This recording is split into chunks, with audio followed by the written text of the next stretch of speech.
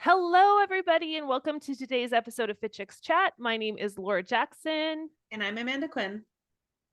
and on today's podcast, we are talking about self-sabotage. Boom, boom, boom. So I know, Amanda, like you and I have talked about self-sabotage a lot over the last couple of years. And I remember one of our very first podcasts, I'd have to pull the exact number, but it was in the first year of us podcasting. We did a podcast called Health Saboteurs, and it was all about Right. people who sabotage your health journey, right? So when you have friends or family members who don't even know that they could be sabotaging or leading to you sabotaging. And it was such a fun podcast. We got a lot of great feedback from it. But the thing that we never did was a podcast on specifically on self-sabotage. Right.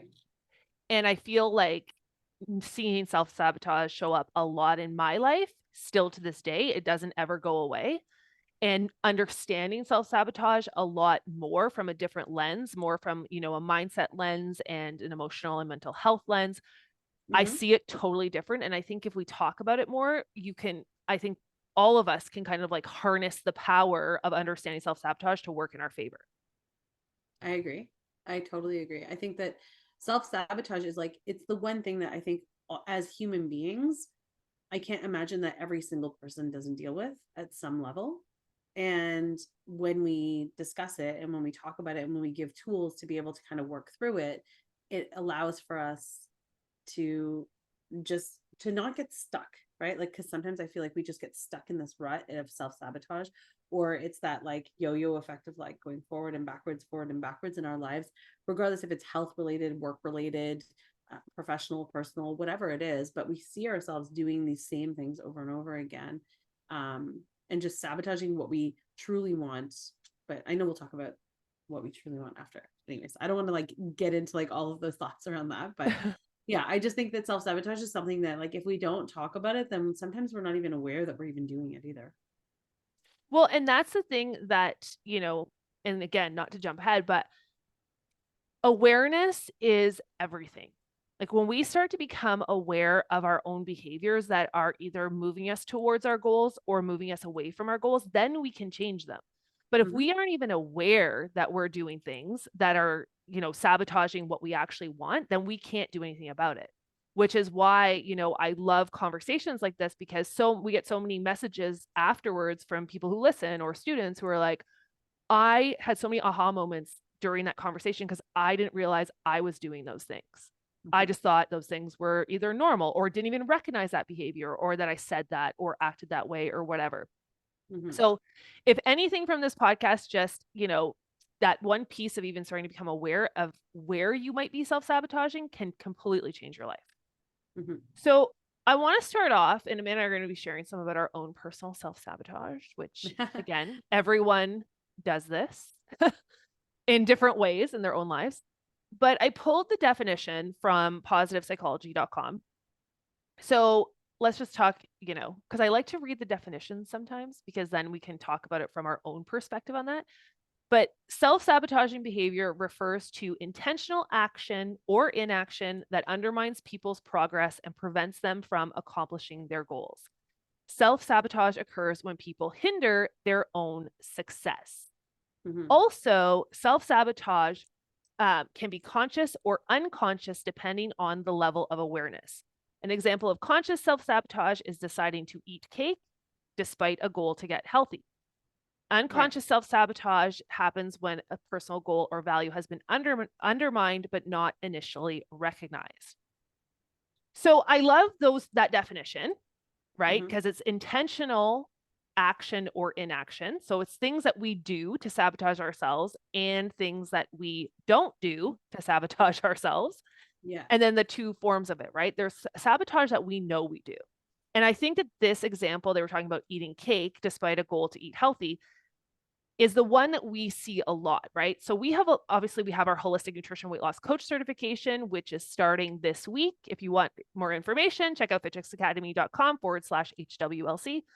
But we have so many people who are trying to lose weight and they say they want to lose weight, right? Or we're teaching this in the academy to our coaches that they have clients who say they want to lose weight. And then they literally will follow the program or the plan for a couple of days, and then they will suddenly do things to sabotage themselves. Yeah. And the client can't understand why, even though they know what they're doing is not in line with their goal. You know what I Mhm. mean? Mhm. Well, I mean, think about like how many times, and I mean, okay, let's talk about some personal experience around that, right? Like even for myself, how many times was I like, okay, I'm gonna eat healthy all week, and then it's the weekend, and I'm gonna binge drink, and I'm gonna eat frozen pizza pockets, like when we were like in our 20s, and I was like, and I'm going to not go, I'm not going to work out. I'm not even going to leave my couch other than if I'm just going out to like party or whatever, like when we were younger, you know? And when I think about that, I'm like, it was such a like back and forth, right? It was a conscious decision to like eat healthy and like walk and move my body and do all of these things in the weekend. Then it was a conscious decision on the weekend as well. But it was completely just it was like reversing, not reversing because it's not like linear, but it's like it was almost like completely against what I was trying to do during the week. It was like the weekend happens and I'm like, all rules out the window, forget it. Yeah. What do we call that? We used to call it the weekend warrior. Yeah, It's exactly. like you're good, quote unquote, good all week. And then the weekend is like you're like living for the weekends. Yeah, you're literally like, I can't wait till Saturday so that I can eat chips for breakfast, right? And you're like, and it doesn't matter because it's the weekend. But if you're on a health journey, it does matter. It all matters, right? And Well, yeah, that's and this that's the thing that when you get to a point when you consciously recognize that and you start paying attention to that and you really pay attention to your goals, you realize that like the self-sabotaging is the only thing that's really holding you back because you already have all the other tools to get to where you want to be. Well, and that's the thing that's fascinating, right? So usually that first step is when we look at it and we're like, okay, I say I want to lose 20 pounds, but then I'm eating chips for breakfast all weekend long, right? Mm-hmm. And then it's kind of curiosity, like, that's weird. Why am I doing that? Like, that's interesting. I'm Mm-hmm. saying I want this, but I'm doing this. We're Yeah. going to talk about why we do this in a moment. But that is the first, like when I was saying about the awareness, it's so interesting because a lot of people are not even aware, which is why I said at the beginning of this podcast, this could be an aha moment for you where you're listening to this and suddenly you're like, oh gosh, I do stuff like this. I never even thought about that. Mm-hmm. Right. I just thought like I have no willpower or I thought something was wrong with me. It's like, no, why am I doing that? Right. So it's like this idea of, so that's the conscious. And then there's the unconscious, which is when, so the example I said here was when a personal goal or value has been undermined, but not initially recognized. So this is where a lot of self-sabotaging happens. And this, for me, I think there was a lot of conscious self-sabotaging, but there's a lot of unconscious self-sabotaging. And still to this day, things will pop into my awareness that I'm like, I've been sabotaging myself and I had no idea I was doing it. Totally. So this is the idea of like, you have a goal and you're doing things. So I'll give you guys an example. So one thing is, okay, let's say for me, I really want to continually grow our business, right? So we have big goals of we want to serve, thousands of women from around the world, help thousands of more women become coaches, and we want to grow to a certain level, right? Mhm. Amanda and I have always had this idea of having this amazing academy that we're really helping women, not women just live their best lives and become amazing coaches, but then help their communities get healthier. So we have this big goal, right? But that big goal requires certain actions. And there's times where I procrastinate on things and I leave things till the very last minute. So we're doing, for example, let's say we're launching something and I know that I have to write 10 emails that go along with this. But I know I have, they have to be done by May 14th, let's say. And I'm waiting until May 14th at 11:59 p.m. Eastern Standard Time to write those emails. Do you know what I Oh, mean? It's like totally. that is a form of self-sabotage. Like you're saying you want this goal, but then you put yourself under this immense pressure and undermine your own success by putting things off, Mhm. even though it just seems like, oh, but I'm just so busy, I'm so busy, I'm so busy. It's like, no, you're actually sabotaging yourself because there's a part of you that might be afraid of that success. And that's the part where when we start talking about why we self-sabotage, this is where I think it gets really interesting because so many times we say we want something and then we get upset that we don't have it, but we're not doing the things it requires to get there. And Right. then we're not taking the time to question why we're doing those things. And that's where the secret sauce of change really happens, right? Mhm. So I love talking about this stuff because it's like, to me, this is the stuff that's game changing.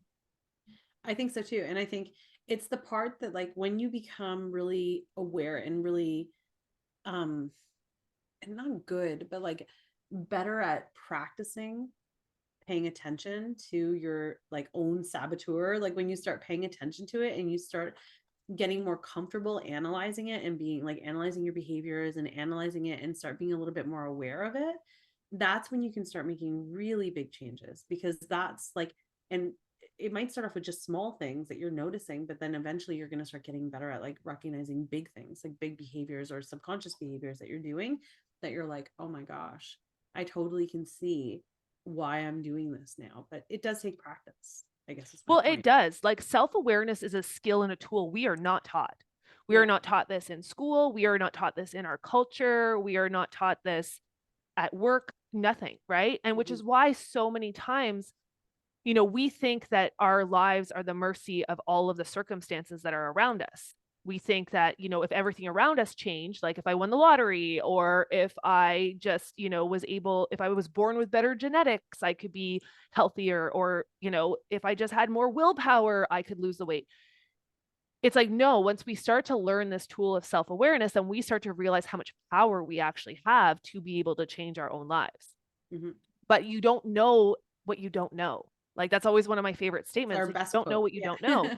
There was You don't years know of my what you don't know. life like that I thought something was wrong with me, and I Yeah. just thought other people were happy and other people didn't struggle with their weight and other people could, have an amazing healthy relationship and all these things. I just thought, that wasn't for me.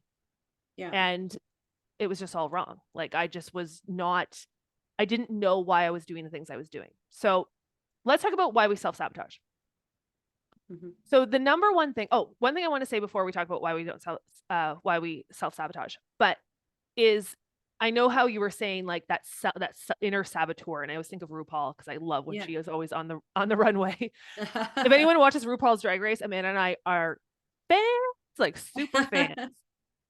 RuPaul, if you ever happen to listen to this, please, if we could be a guest judge on Yes. RuPaul's Drag Race, that would literally be like my ultimate lifelong dream. How could you imagine if we got to be a guest judge? I would Oh die. my gosh. Even when we've even mimicked it. Yeah. At our health retreats, we had everybody do the lip sync for their lives just so we could pretend to be judges at RuPaul's Drag Race. At one of our Fit Chicks retreats, we actually did this as one of our party nights. It was so fun. Also kind of, yeah, exactly, to live our own It dream was like it fantasy of was being literally like a judge on RuPaul. a self-gratifying like fantasy moment for us. Yeah. But the whole thing is on RuPaul's Drag Race, RuPaul always talks about your inner saboteur and how, you have to learn how to harness this inner saboteur. And the one thing I do want to say is that, I always think of my inner saboteur as with compassion and love. Like, I don't think of it as, oh my gosh, there's my like evil side. We have like the angel and the devil on the shoulder. It's like, that's my evil side. She's bad. I'm good. No, it's like, I always think of my saboteur, which will lead into why we self sabotage, as she's just trying to keep me safe. Mhm. Like everything that's outside of what I'm doing right now is something I've never done before. So it's very scary. And that, internally, the way that we're built, that could equate to meaning we could die. If we're doing things that we've never done before, our brain's looking for threats, right? So when I think of my inner saboteur, I always think of her as like, okay, girl, I know you got me. Like, I know that you are like trying to keep me safe. You don't want me to get emotionally hurt or physically hurt or succeed to a level that we don't know what could happen there, right? But I'm going to do it anyways. Like, I just know that when these feelings come up now, it's just because I am going to a place, I'm stretching myself. Like, I've gone through a season over the last few months of extreme discomfort. I think I talked about this on the podcast before, but it's because I'm making decisions to up level my life and my thinking and what my capacity.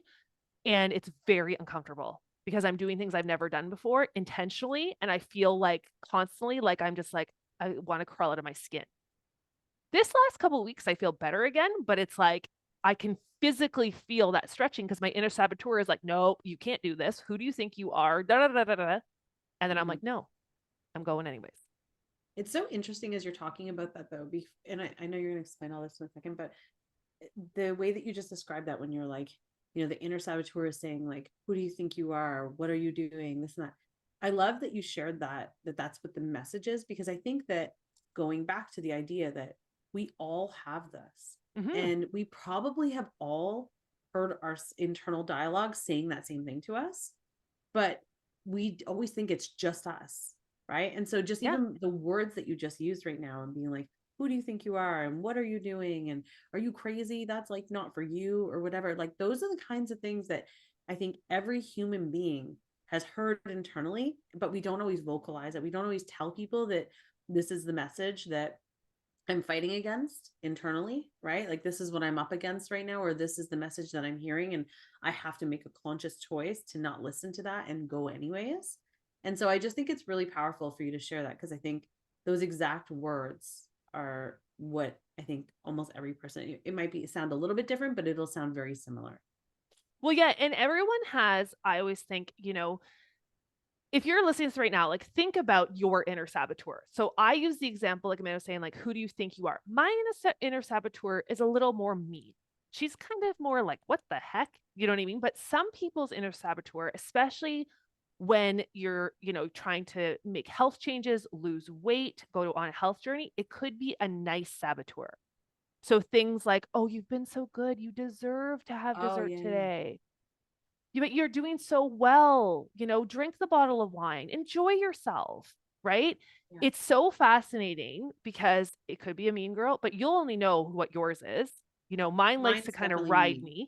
me, but sometimes it feels like this, like, or it's like, you know what? No one cares anyways. No one cares if you lose your 25 pounds. Like, why are we even doing this? Just don't even worry about it. Right? Apathy is just as detrimental to your success as someone who is like really mean to yourself. So Right. you got to be aware of what yours is and how she's showing up for you. Sorry. Because she Laughing. comes I'm not laughing at you. in a lot of different attitudes. I'm laughing at my lion tamer cat coming in here. But so okay, so why do we self-sabotage? So number one is that we think it's necessary for our survival. So I've talked about this a lot on the podcast.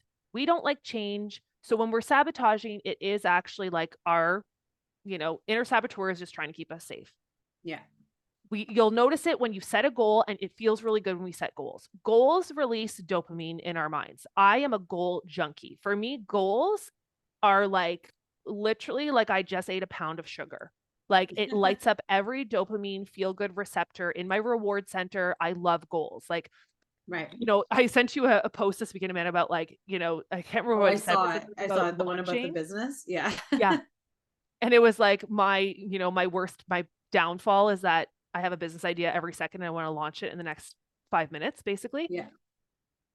But it's like that for me is dope. Like, that's goals, right? You feel so good. But then when we actually have to start to Action. change Mm-hmm. not only the way we think, but the way we feel and the way we act in order to get to that goal, self-sabotage can really be a biological response, because your body is like, you're trying to change. You're trying to change everything. And you've got to make sure, this is why I always say the mindset and the method, that your mindset is caught up with those changes. So for Mm-hmm. you, this is why it's so hard for you just to go, or for anyone just to go from, okay, I don't exercise at all, to, okay, I want to lose 25 pounds and I'm going to the gym every day. It's too much of a disconnect. There's the want there, there's the goal there, the dopamine comes out, but then when you actually have to go through the process of becoming someone who goes to the gym every single day, self-sabotage can come in, because again, we want to stay the same. Our brains want to stay the same. We don't like change. And some people are more comfortable with change than others, but every single human being, it's like our body likes homeostasis. It likes to be the same. Mm-hmm. The second thing why we self-sabotage, and this is something that's really important to understand, there's been a lot more conversations about trauma over the last years, really openly. And a lot of us have deep-rooted trauma that we don't even know we have. So, and it will not allow us to, whether it be release, if weight loss is your goal, to allow us to release the weight, to allow us to actually, go after the jobs we want or have the relationships we want. We will constantly self-sabotage them because of that deep-rooted trauma. And again, it's a protective mechanism. So Mm. we're trying to keep ourselves safe by staying away from anything that could have traumatically hurt us before. And this is something I really want to address, because when we talk about mindset work, a lot of people, especially in like the mindset coaching world, it's always about, oh, just change your thought, change your thoughts. And then we don't take into account the programming that is part of contributing to those thoughts, right? So if we don't address the root cause, which is the trauma, then we're never going to really be able to make the changes we need to. So this is something that if you are seeing a lot of self-sabotage, and if something has happened, whether it be past trauma, recent trauma, that you think is affecting your ability to go after your goals, we highly recommend you go see a therapist or a licensed professional to deal with that and get that, not out of the way, but learning how to be able to move past that. How to process it. Yeah.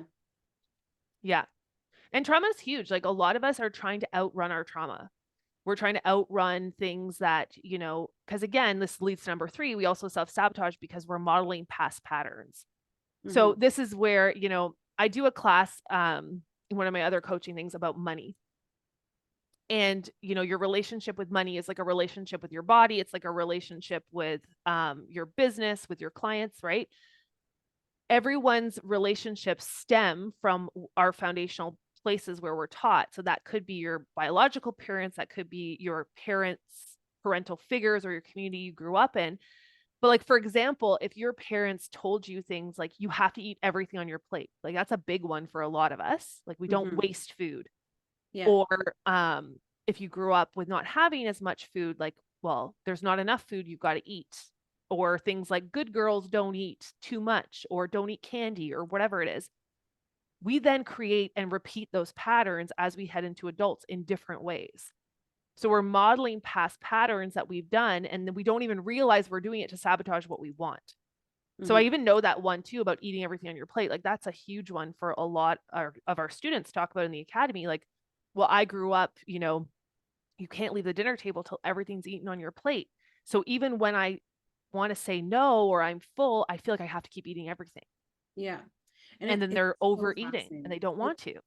It's so So it's like, it's fascinating so how fascinating as we start to it's just like connect these ingrained, dots. right? It's part of like your DNA, and you have to like, you literally have to change so much to be able to, even though it seems like such a quick decision of like, okay, I'm just going to not eat everything on my plate. It's not that easy. It's literally changing every single thing that you understood about a pattern or a behavior, and then making absolute change. So I think it's really important too to understand that when you're going through this, it is going to take time, and there are going to be like this roller coaster of ups and downs where, sometimes you'll be fine with it, and then sometimes it might be really challenging for you. But just know that like, if you keep going on it, you will be able to move past those self-sabotaging behaviors. But you have to work through it, and it's going to take time. But I mean, that one hits home for me. I still remember there was a time when I want to say I was probably like about 7, because I remember I was at my aunt's house, and they made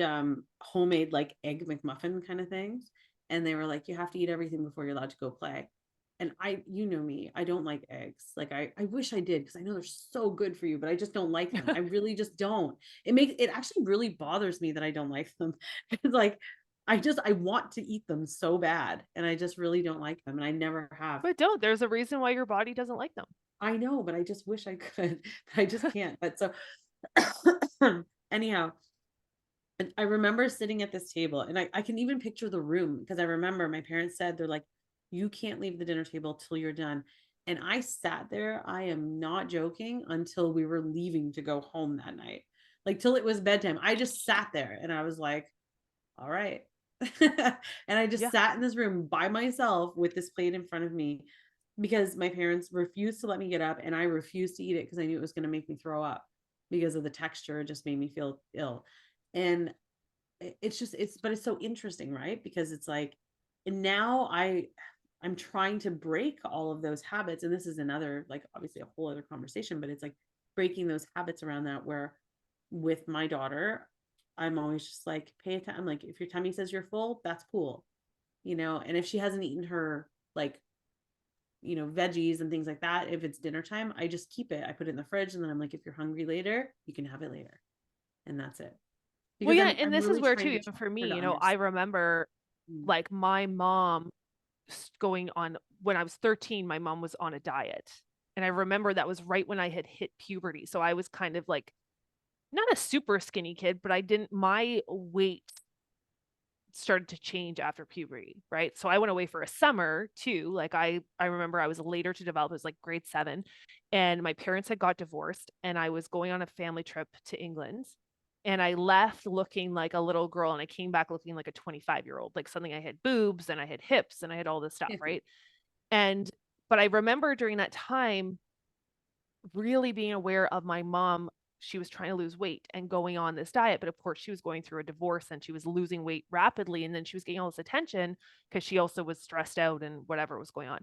But I just remember that shaping me, like the conversations about losing weight and being smaller was better and a smaller body was better. And I was 5'10" and a bigger girl, like naturally, like bigger than all the boys, like height wise and stuff. And it's still, to me to this day, I still, you know what I mean? Like those patterns of, okay, I should be doing this, and the guilt of eating, if I ate a tub of ice cream, like I would never just be able to like let that go as like, okay, I ate like a tub of Haagen-Dazs. It would be like, oh my God, what is wrong with you? Blah, blah, blah, blah, blah. Right.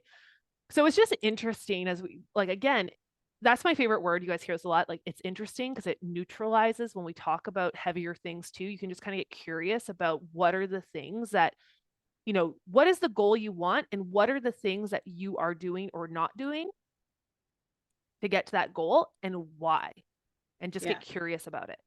Mhm. But the fourth reason we self-sabotage, and then we're going to wrap this up, is we don't know what to do. So this is something that I talk a lot about in the academy because I think that there is always this place that we want to get to in our minds where we don't have these problems anymore. So let's use weight and overeating for the example, right? So Mhm. it's always this idea of like, okay, I want to be an intuitive eater. I just want to listen to my body and eat when I'm full or sorry, eat when I'm hungry and stop when I'm full.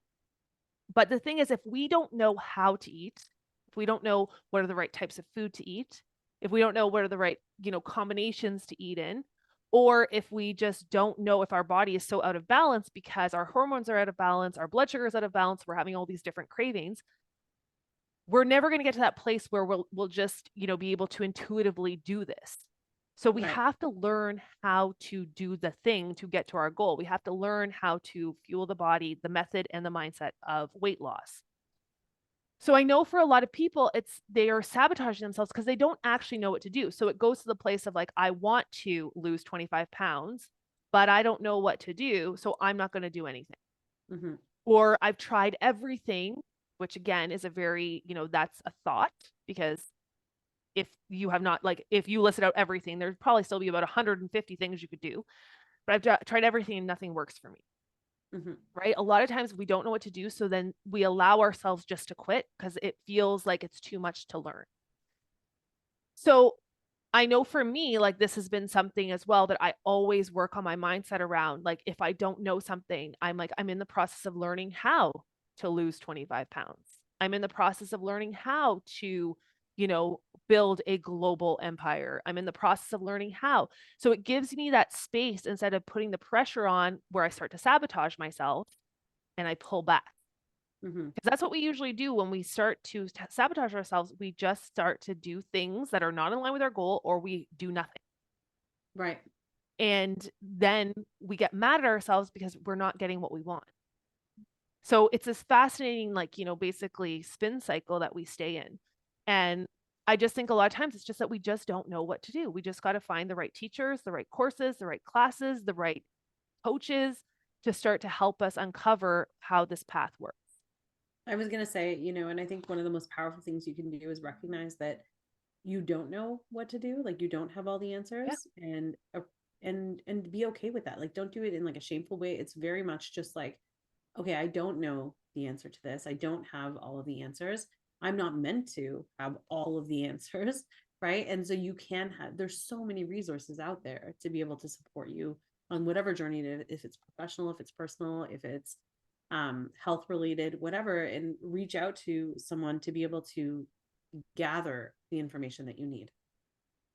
But that's why I always think it's so fascinating. It's like, why are we supposed to know from birth how to be amazing moms?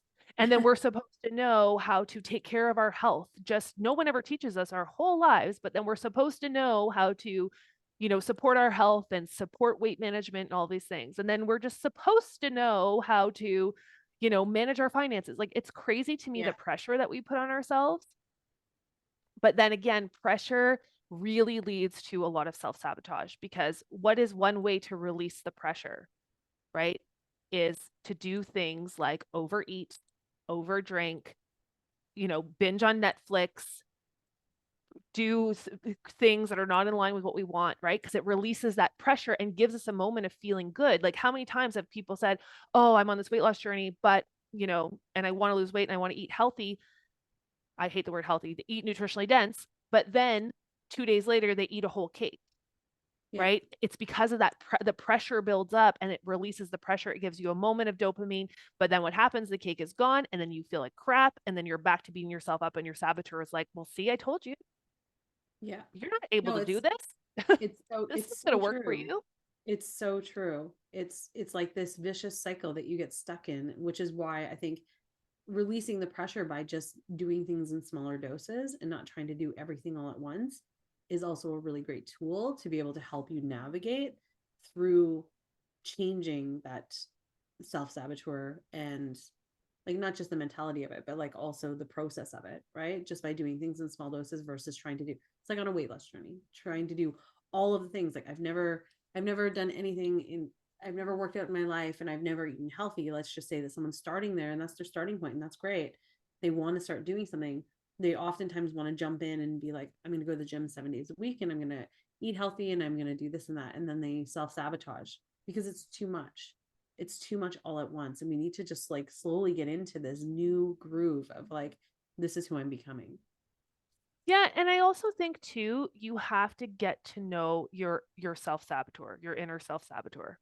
You have Mm-hmm. to know her. Like, so treat her with love, because at the end of the day, she's there to have your back. Like, that's really what she's there for, is to have your back. Yeah. She might not know, she just doesn't know yet that this is where you're going, that this is the goal that you want, right? So if you start to get to know her with love and compassion, and you start to notice, okay, I notice every time the holidays are coming and I got to see my in-laws, this is when I start self-sabotaging. Okay, Mm-hmm. now I got to start to figure that out, right? Maybe that is that I have a method in place for my nutrition around that time. Maybe it is that I have, extra mindset work. Why do I get triggered by them, right? Like, those are the things that we have to start to question.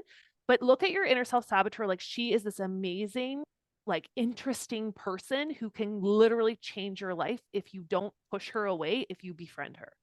And Mm-hmm. that's been for me so helpful, because I always felt like, especially when I had my eating disorder and stuff, that I had this two people living inside of me. There was the one I wanted to be, and I was trying to fake it. That's who I was. And then there was who I thought I really was, which was really just my saboteur was so loud. And I was trying, instead of trying to befriend her, I was trying to push her away, which, as we know, anything we don't deal with just becomes bigger and bigger and bigger and bigger. And it was like Bigger and during the louder and time stronger. of really getting to know her. And it's fascinating because I was talking to a friend the other day who's going on a health journey too.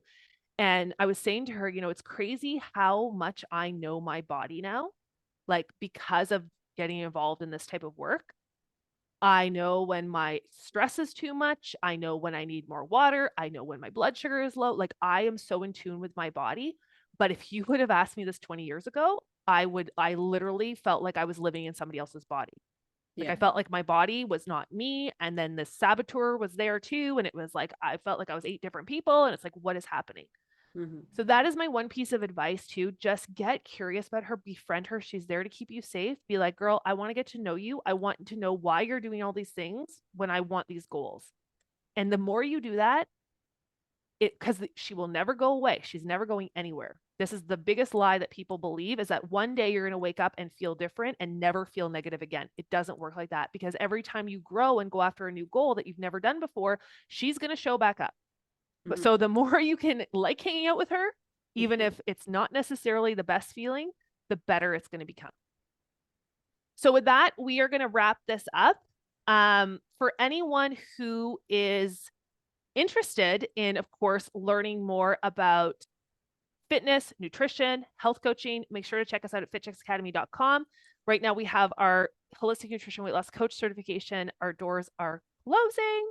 So check it out at fitchexacademy.com/HWLC. And we would love to know from you guys if there's any aha moments that you've had during this conversation. Because, like I said, when I first started learning about this stuff, when I started recognizing this, I was like, oh my gosh, it was game changing for me. So, yeah. So I hope you guys can all befriend your inner saboteur. Give her a name. Mine is Lola. She's also the one who wants to dance on tables and wants to stay out till 3 a.m. I got to tell her, we're 43 now, girl. We got to calm down. Okay. Well, have an amazing day and we will talk to you guys next week. Bye, Bye. everyone.